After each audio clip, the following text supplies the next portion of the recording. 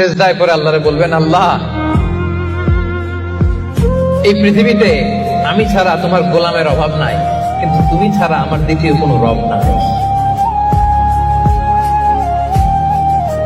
চোখের পানি ছেড়ে আল্লাহরে ডেকে বলেন, আল্লাহ এই জমিনে আমি ছাড়া তোমার গোলামের কোনো অভাব নাই, কিন্তু তুমি ছাড়া দ্বিতীয় কোনো রব আমার নাই, তুমি ছাড়া দ্বিতীয় কোনো জায়গায় চাওয়ার সুযোগ আমার নাই।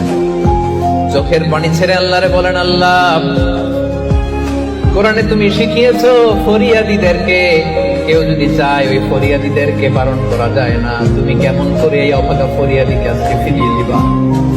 চোখের পানি ছেড়ে আল্লাহর কাছে চান, সব তিনি দিয়ে দিতে পারেন। চিল্লায় বলেন ঠিক কিনা?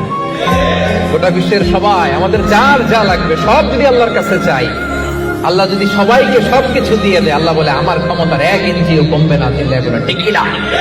বিপদে পড়লে বোঝা যায় আল্লাহ কারে কয়। আমি একবার বিপদে পড়ছি, বরিশাল গিয়েছিলাম, বাসে ফিরে আসতেছি লঞ্চে, ওই লঞ্চে তুফান হয়েছিল। তখন বুঝলাম যে কি ভয়ঙ্কর অবস্থা। ওই লঞ্চের সবাই আস্তিক নাস্তিক মুসলমান হিন্দু সবাই জিকির করা শুরু করে দিছে আল্লাহ। সুবহানাল্লাহ কইবেন না? লঞ্চ যখন কেঁপে ওঠে সবাই বলে বাঁচাও। আমি বললাম কে বাঁচাইবে? ওকে হুজুর আপনি বাঁচান। আমি বললাম তাইলে আমারে বাঁচাইবো কেডা? আল্লাহ। আল্লাহ ছাড়া বাঁচাতে পারে কেউ?